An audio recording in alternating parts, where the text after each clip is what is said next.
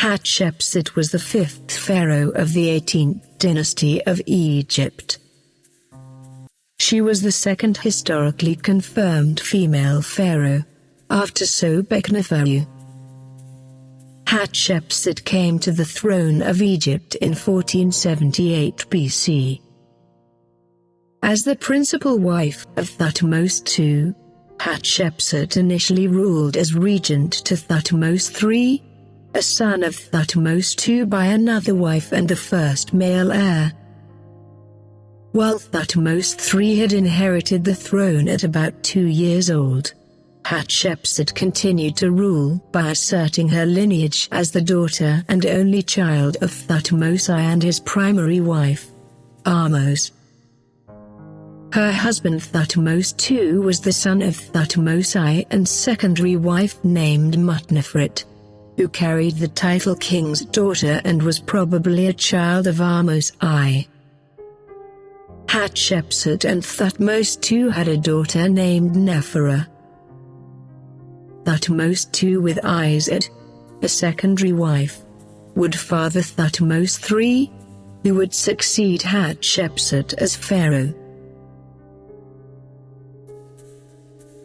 Reign. Although contemporary records of her reign are documented in diverse ancient sources, Hatshepsut was thought by early modern scholars as only having served as a co-regent from about 1479 to 1458 BC, during years 7 to 21 of the reign previously identified as that of Thutmose III. Today Egyptologists generally agree that Hatshepsut assumed the position of pharaoh. Hatshepsut was described as having a reign of about 21 years by ancient authors. Josephus and Julius Africanus both quote Manetho's king list, mentioning a woman called Amesis or Amensis who has been identified as Hatshepsut. In Josephus' work, her reign is described as lasting 21 years and 9 months, while Africanus stated it was 22 years. At this point in the history, records of the reign of Hatshepsut end, since the first major foreign campaign of Thutmose III was dated to his 22nd year, which also would have been Hatshepsut's 22nd year as pharaoh. Dating the beginning of her reign is more difficult, however. Her father's reign began in either 1526 or 1506 BC according to the high and low estimates of her reign, respectively. The length of the reigns of Thutmose I and Thutmose II, however, cannot be determined with absolute certainty. With short reigns, Hatshepsut would have ascended the throne 14 years after the coronation of Thutmose I, her father. Longer reigns would put her ascension 25 years after Thutmose I's coronation. Thus, Hatshepsut could have assumed power as early as 1512 BC, or as late as 1479 BC. The earliest attestation of Hatshepsut as pharaoh occurs in the tomb of Ramos and Hatnofer, where a collection of grave goods contained a single pottery jar or amphora from the tomb's chamber, which was stamped with the date year 7 inches. Another jar from the same tomb, which was discovered in situ by a 1935-36 Metropolitan Museum of Art expedition on a hillside near Thebes, was stamped with the seal of the god's wife Hatshepsut, while 2 jars bore the seal of the good goddess Makher. The dating of the amphorae, sealed into the burial chamber by the debris from Senenmut's own tomb, is undisputed, which means that Hatshepsut was acknowledged as pharaoh, and not queen, of Egypt by year 7 of her reign. Nuanced legacy. Hatshepsut's legacy is oftentimes dominated by a debate regarding the extent of whether her reign challenged or upheld the patriarchy. On one hand, Hatshepsut was an innovator. She managed to rule as regent for a son who was not her own, defying the system which had previously only allowed direct mothers to rule on behalf of their biological sons. Moreover, she used this regency to manufacture her female kingship, constructing extensive temples to celebrate the reign, thereby forcing the public to grow accustomed to seeing a woman in such a powerful role.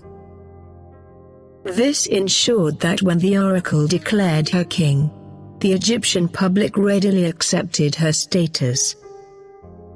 All the while, she did so while feigning a lack of ambition and cunning, thus ensuring that she would not alienate potential supporters. However, Hatshepsut was not an innovator in other respects, and arguably was placed in power by males to further their own wealth. She gained power during a time when Egypt had recently amassed extensive wealth, implying that she was placed in power by Egyptian elites due to her record as successful in various domains, as high priestess or as a placeholder serving for her father Thutmose in Thebes while he was away on military campaigns. This record of success made such elites confident that she could handle Egyptian wealth and trade, capitalizing on Egypt's moment of prosperity. Indeed, historian Pharaoh Queen describes Hatshepsut as the only woman to have ever taken power as king in ancient Egypt during a time of prosperity and expansion. Trade routes. Hatshepsut was one of the most prolific builders in ancient Egypt, commissioning hundreds of construction projects throughout both Upper Egypt and Lower Egypt. Many of these building projects were temples to build her religious base and legitimacy beyond her position as God's wife of Ammon. At these temples, she performed religious rituals that had hitherto been reserved for kings, corroborating the evidence that Hatshepsut assumed traditionally male roles as pharaoh. Arguably, her buildings were grander and more numerous than those of her Middle Kingdom predecessors. Later, pharaohs attempted to claim some of her projects as theirs. She employed the great architect Enenai, who also had worked for her father, her husband, and for the royal steward Senenmut. During the reign, so much statuary was produced that almost every major museum with ancient Egyptian artifacts in the world has Hatshepsut statuary among their collections. For instance, the Hatshepsut Room in New York City's Metropolitan Museum of Art is dedicated solely to some of these pieces. The extant artifacts of the statuary provide archaeological evidence of Hatshepsut's portrayals of herself as a male pharaoh, with physically masculine traits and traditionally male ancient Egyptian garb, such as a false beard and ram's horns. Following the tradition of most pharaohs, Hatshepsut had monuments constructed at the Temple of Karnak. She also restored the original precinct of Mut, the great ancient goddess of Egypt, at Karnak that had been ravaged by the foreign rulers during the Hyksos occupation. It later was ravaged by other pharaohs, who took one part after another to use in their own pet projects. The precinct awaits restoration. She had twin obelisks erected at the entrance to the temple which at the time of building were the tallest in the world. Only one remains upright, which is the second tallest ancient obelisk still standing, the other having toppled and broken in two. The official in charge of those obelisks was the High Steward Amenhotep. Another project, Karnak's Red Chapel, or Chapelle Rouge, was intended as a bark shrine and originally may have stood between her two obelisks. It was lined with carved stones that depicted significant events in Hatshepsut's life. Later, she ordered the construction of two more obelisks to celebrate her 16th year as pharaoh. One of the obelisks broke during construction, and a third was therefore constructed to replace it. The broken obelisk was left at its quarrying site in Aswan, where it still remains. Known as the unfinished obelisk, it provides evidence of how obelisks were quarried.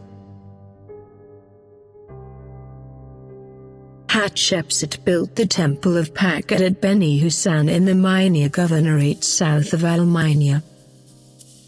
The name, Pakhat, was a synthesis that occurred by combining Bast and Sekhmet, who were similar lioness war goddesses, in an area that bordered the north and south division of their cults.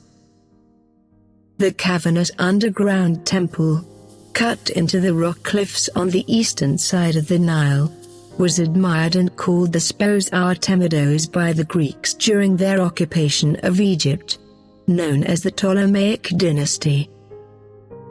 They saw the goddess as akin to their hunter goddess, Artemis. The temple is thought to have been built alongside much more ancient ones that have not survived. This temple has an architrave with a long dedicatory text bearing Hatshepsut's famous denunciation of the Hyksos that James P. Allen has translated. The Hyksos occupied Egypt and cast it into a cultural decline that persisted until a revival of her policies and innovations. This temple was altered later, and some of its inside decorations were usurped by Seti I of the 19th dynasty in an attempt to have his name replace that of Hatshepsut. Following the tradition of many pharaohs, the masterpiece of Hatshepsut's building projects was a mortuary temple. She built hers in a complex at Deir el-Bahari. It was designed and implemented by Senenmut at a site on the west bank of the Nile River near the entrance to what now is called the Valley of the Kings because of all the pharaohs who later chose to associate their complexes with the grandeur of hers. Her buildings were the first grand ones planned for that location. The complex's focal point was the Jezeru or the Holy of Holies, a colonnaded structure of perfect harmony built nearly 1,000 years before the Parthenon. Jezeru sits atop a series of terraces that once were graced with lush gardens. Jezeru is built into a cliff face that rises sharply above it.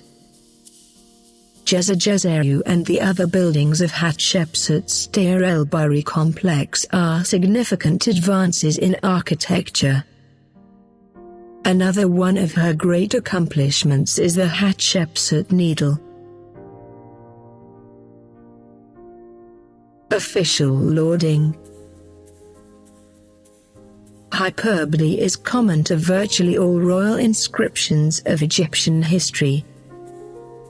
While all ancient leaders used it to laud their achievements, Hatshepsut has been called the most accomplished pharaoh at promoting her accomplishments. This may have resulted from the extensive building executed during her time as pharaoh, in comparison with many others. It afforded her many opportunities to laud herself, but it also reflected the wealth that her policies and administration brought to Egypt, enabling her to finance such projects. Aggrandizement of their achievements was traditional when pharaohs built temples and their tombs. Women had a relatively high status in ancient Egypt and enjoyed the legal right to own, inherit, or will property. A woman becoming pharaoh was rare. However, only Sobekneferu, Khentkhausa and possibly Nitocris preceded her. Neferuaten and Tosret may have been the only women to succeed her among the indigenous rulers. In Egyptian history, there was no word for a queen regnant as in contemporary history, king being the ancient Egyptian title regardless of gender, and by the time of her reign, pharaoh had become the name for the ruler. Hatshepsut is not unique, however, in taking the title of king. Sobekneferu, ruling 6 dynasties prior to Hatshepsut, also did so when she ruled Egypt. Hatshepsut had been well trained in her duties as the daughter of the pharaoh. During her father's reign she held the powerful office of God's wife. She had taken a strong role as queen to her husband and was well experienced in the administration of her kingdom by the time she became pharaoh. There is no indication of challenges to her leadership and, until her death, her co-regent remained in a secondary role, quite amicably heading her powerful army, which would have given him the power necessary to overthrow a usurper of his rightful place, if that had been the case. Hatshepsut assumed all the regalia and symbols of the pharaonic office in official representations: the cat head cloth, topped with the urous, the traditional false beard, and shendit gilt. Many existing statues alternatively show her in typically feminine attire as well as those that depict her in the royal ceremonial attire. After this period of transition ended, however, most formal depictions of Hatshepsut as pharaoh showed her in the royal attire, with all the pharaonic regalia, and some previously feminine depictions were carved over to now be masculine. Hatshepsut was ambiguous and androgynous in many of her statues and monuments.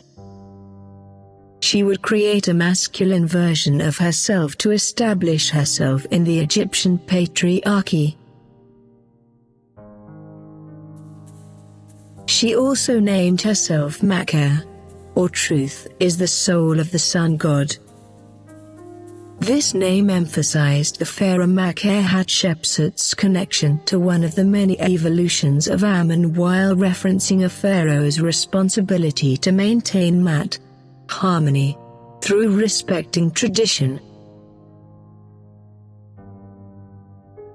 Moreover, the Osirian statues of Hatshepsut, as with other pharaohs, depict the dead pharaoh as Osiris, with the body and regalia of the deity. All the statues of Hatshepsut at her tomb follow the tradition. The promise of resurrection after death was a tenet of the cult of Osiris.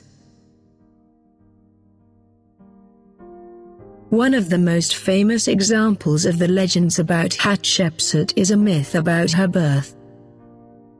In this myth, Amun goes to Ahmose in the form of Thutmose and awakens her with pleasant odors. At this point Amun places the Ankh, a symbol of life, to Ahmose's nose, and Hatshepsut is conceived by Ahmose. Khnum, the god who forms the bodies of human children, is then instructed to create a body and or corporal presence, life force, for Hatshepsut. Heket, the goddess of life and fertility, and Khnum then lead Ahmose along to a lioness bed where she gives birth to Hatshepsut. Reliefs depicting each step in these events are at Karnak and in her mortuary temple. The oracle of Ammon proclaimed that it was the will of Ammon that Hatshepsut be pharaoh, further strengthening her position. She reiterated Ammon's support by having these proclamations by the god Ammon carved on her monuments. "Welcome my sweet daughter, my favorite, the king of Upper and Lower Egypt, Makkah, Hatshepsut. Thou art the pharaoh, taking possession of the two lands." Furthermore, on Khnum's potter's wheel, she is depicted as a little boy to further cement her divine right to rule. Hatshepsut claimed that she was her father's intended heir and that he made her the heir apparent of Egypt. Almost all scholars today view this as historical revisionism or prolepsis on Hatshepsut's part, since it was Thutmose II, a son of Thutmose I by Mutnefret, who was her father's heir. Moreover, Thutmose I could not have foreseen that his daughter Hatshepsut would outlive his son within his own lifetime. Thutmose II soon married Hatshepsut and the latter became both his senior royal wife and the most powerful woman at court. Biographer Evelyn Wells, however, accepts Hatshepsut's claim that she was her father's intended successor. Once she became pharaoh herself, Hatshepsut supported her assertion that she was her father's designated successor with inscriptions on the walls of her mortuary temple. Then His Majesty said to them, "This daughter of mine, Khnumtaman Hatshepsut, may she live! I have appointed as my successor upon my throne.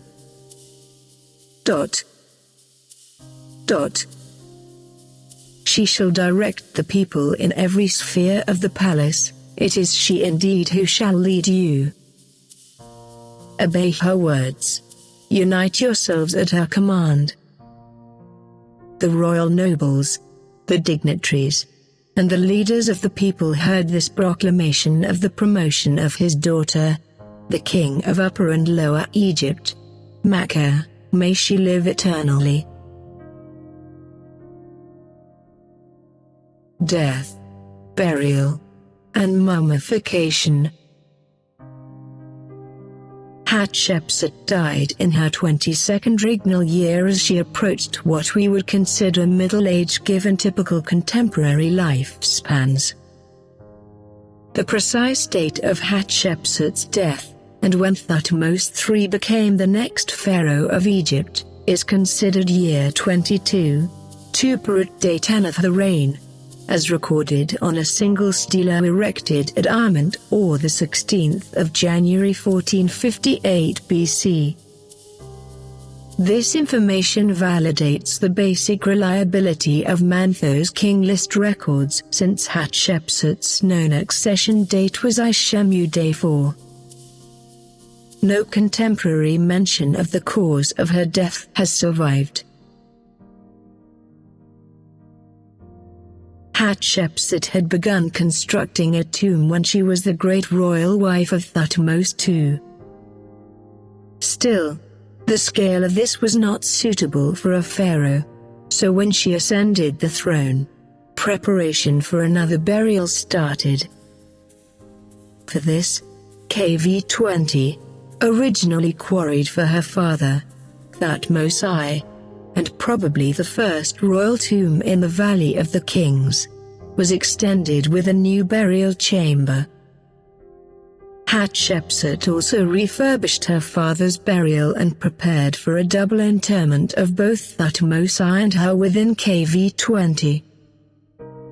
Therefore, it is likely that when she died, she was interred in this tomb along with her father.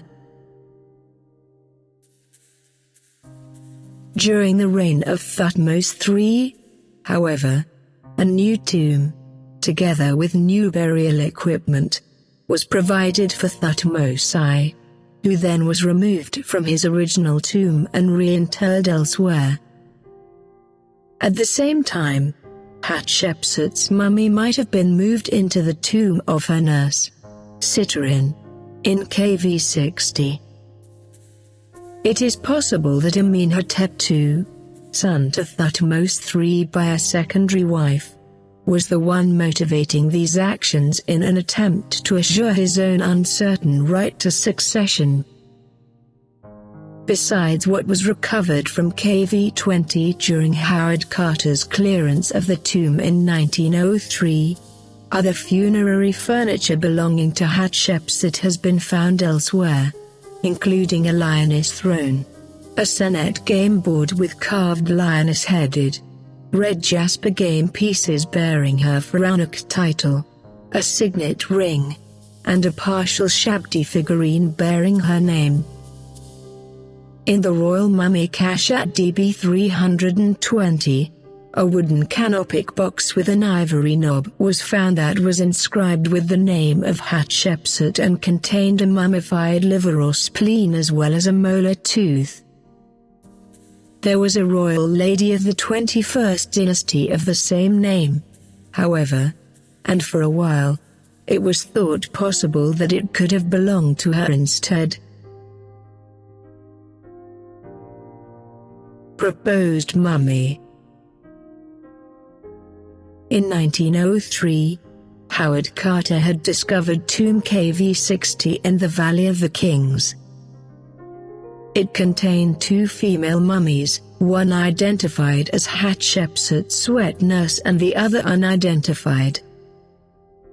In spring 2007, the unidentified body, called KV 60A, was finally removed from the tomb by drive Hawass and brought to Cairo's Egyptian Museum for testing.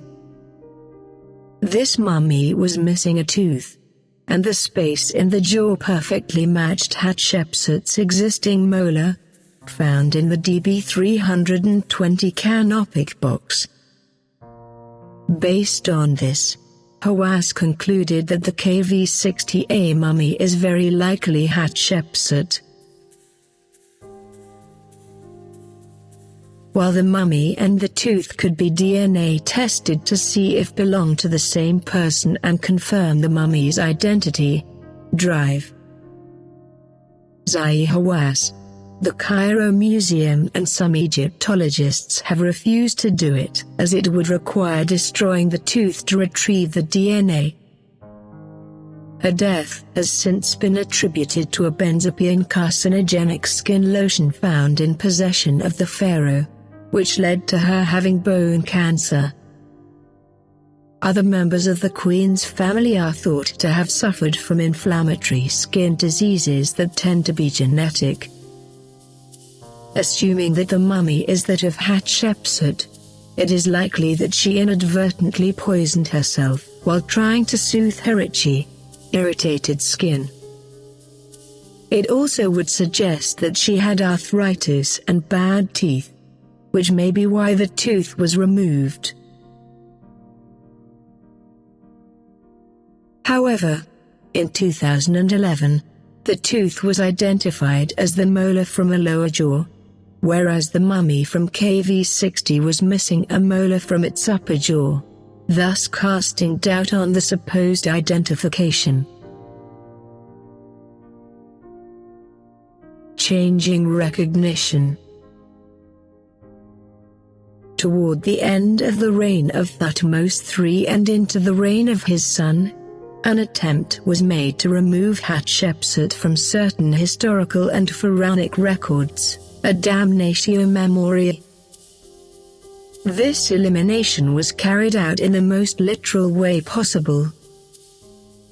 Her cartouches and images were chiseled off some stone walls, leaving very obvious Hatshepsut-shaped gaps in the artwork. Erasure methods ranged from full destruction of any instance of her name or image to replacement, inserting Thutmose I where Hatshepsut once stood. There were also instances of smoothing, patchwork jobs that covered Hatshepsut's cartouche. Examples of this can be seen on the walls of the Deir el-Bahari temple. Simpler methods also included covering, where new stone was added to fully cover reliefs or sacred stone work. At the Deir el-Bahari temple, Hatshepsut's numerous statues were torn down and in many cases, smashed or disfigured before being buried in a pit. At Karnak, there even was an attempt to wall up her obelisks. While it is clear that much of this rewriting of Hatshepsut's history occurred only during the close of Thutmose III's reign, it is not clear why it happened, other than the typical pattern of self-promotion that existed among the pharaohs and their administrators, or perhaps saving money by not building new monuments for the burial of Thutmose III and instead using the grand structures built by Hatshepsut. Amenhotep II, the son of Thutmose III, who became a co-regent toward the end of his father's reign, is suspected by some as being the defacer during the end of the reign of a very old pharaoh. He would have had a motive because his position in the royal lineage was not so strong as to assure his elevation to pharaoh. He is documented, further, as having usurped many of Hatshepsut's accomplishments during his own reign. His reign is marked with attempts to break the royal lineage as well, not recording the names of his queens and eliminating the powerful titles and official roles of royal women, such as God's wife of Ammon. For many years, presuming that it was Thutmose III acting out of resentment once he became pharaoh, early modern Egyptologists presumed that the erasures were similar to the Roman damnatio memoriae. This appeared to make sense when thinking that Thutmose might have been an unwilling co-regent for years.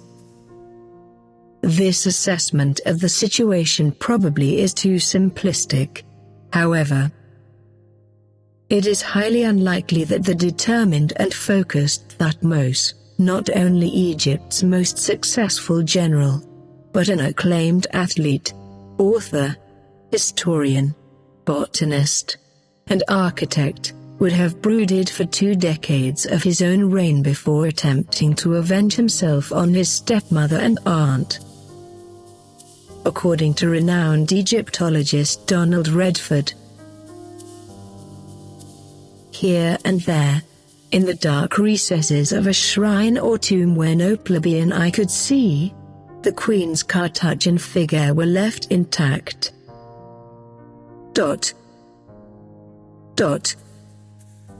Which never vulgar eye would again behold, still conveyed for the king the warmth and awe of a divine presence. The erasures were sporadic and haphazard, with only the more visible and accessible images of Hatshepsut being removed. Had it been more complete, we would not now have so many images of Hatshepsut. Thutmose III may have died before these changes were finished, and it may be that he never intended a total obliteration of her memory.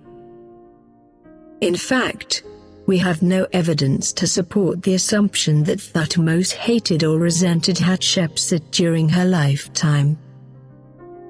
Had that been true, as head of the army, in a position given to him by Hatshepsut, he surely could have led a successful coup, but he made no attempt to challenge her authority during her reign, and her accomplishments and images remained featured on all of the public buildings she built for 20 years after her death. Tildesley hypothesis. Joyce Tildesley hypothesized that it is possible that Thutmose III, lacking any sinister motivation, may have decided toward the end of his life to relegate Hatshepsut to her expected place as the regent, which was the traditional role of powerful women in Egypt's court, as the example of Queen Hatshepsut, rather than Pharaoh. Tildesley fashions her concept as that by eliminating the more obvious traces of Hatshepsut's monuments as pharaoh and reducing her status to that of his co-regent, Thutmose III could claim that the royal succession ran directly from Thutmose II to Thutmose III without any interference from his aunt. The deliberate erasures or mutilations of the numerous public celebrations of her accomplishments, but not the rarely seen ones, would be all that was necessary to obscure Hatshepsut's accomplishments. Moreover, by the latter half of Thutmose III's reign, the more prominent high officials who had served Hatshepsut would have died, thereby eliminating the powerful religious and bureaucratic resistance to a change in direction in a highly stratified culture. Hatshepsut's highest official and closest supporter, Senenmut, seems either to have retired abruptly or died around years 16 and 20 of Hatshepsut's reign, and was never interred in either of his carefully prepared tombs. According to Tildesley, the enigma of Senenmut's sudden disappearance teased Egyptologists for decades, given the lack of solid archaeological or textual evidence, and permitted the vivid imagination of Senenmut scholars to run wild, resulting in a variety of strongly held solutions, some of which would do credit to any fictional murder mystery plot. In such a scenario, newer court officials, appointed by Thutmose III, also would have had an interest in promoting the many achievements of their master in order to assure continued success of their own families. Presuming that it was Thutmose III, Tildesley also put forth a hypothesis about Thutmose, suggesting that his erasures and defacement of Hatshepsut's monuments could have been a cold, but rational attempt on his part to extinguish the memory of an unconventional female king whose reign might possibly be interpreted by future generations as a grave offense against Mat, and whose unorthodox cogency could cast serious doubt upon the legitimacy of his own right to rule. Hatshepsut's crime need not be anything more than the fact that she was a woman. Tildesley conjectured that Thutmose III may have considered the possibility that the example of a successful female king in Egyptian history could demonstrate that a woman was as capable at governing Egypt as a traditional male king, which could persuade future generations of potentially strong female kings to not remain content with their traditional lot as wife, sister and eventual mother of a king and assume the crown. Dismissing relatively recent history known to Thutmose III of another woman who was king, Sobekneferu of Egypt's Middle Kingdom, she conjectured further that he might have thought that while she had enjoyed a short, approximately 4-year reign, she ruled at the very end of a fading dynasty, and from the very start of her reign the odds had been stacked against her. She was, therefore, acceptable to conservative Egyptians as a patriotic warrior queen who had failed to rejuvenate Egypt's fortunes. In contrast, Hatshepsut's glorious reign was a completely different case. She demonstrated that women were as capable as men of ruling the two lands, since she successfully presided over a prosperous Egypt for more than 2 decades. If Thutmose III's intent was to forestall the possibility of a woman assuming the throne, as proposed by Tildesley, it was a failure, since Tosrit and Nefertiti, a female co-regent or successor of Akhenaten, assumed the throne for short reigns as pharaoh later in the New Kingdom. Hatshepsut problem. The Hatshepsut problem is a direct link to gender normatives in regards to ancient Egyptian social structures. Although she did hold queen status, her reign, especially after, was disregarded and even erased. Her reign could be considered more successful than some pharaohs' reign, for example with expanding borders, which can be seen as a threat to traditional gender roles. This raises questions about the conflict between power and traditional gender roles, and to what extent modernism and conservatism overlap. The erasure of Hatshepsut's name by the men who succeeded her for whatever reason almost caused her to disappear from Egypt's archaeological and written records. When 19th century Egyptologists started to interpret the texts on the Deir el-Bahari temple walls, their translations made no sense. Jean-François Champollion, the French decoder of hieroglyphs, was not alone in feeling confused by the obvious conflict between words and pictures.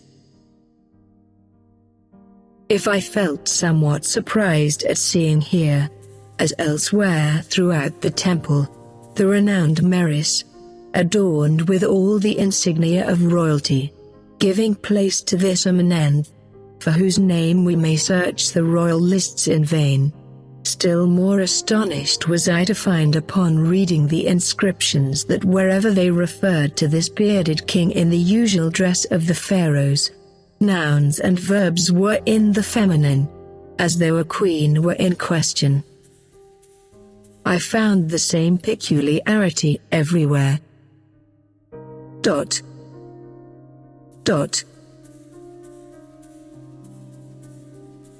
Hatshepsut problem was a major issue in late 19th century and early 20th century Egyptology, centering on confusion and disagreement on the order of succession of early 18th dynasty pharaohs. The dilemma takes its name from confusion over the chronology of the rule of Queen Hatshepsut and Thutmose I, II, and III.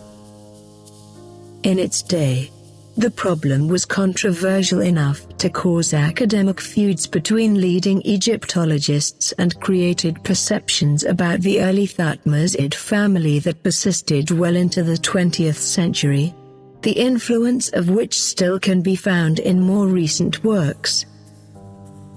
Chronology-wise, the Hatshepsut problem was largely cleared up in the late 20th century, as more information about her and the reign was uncovered.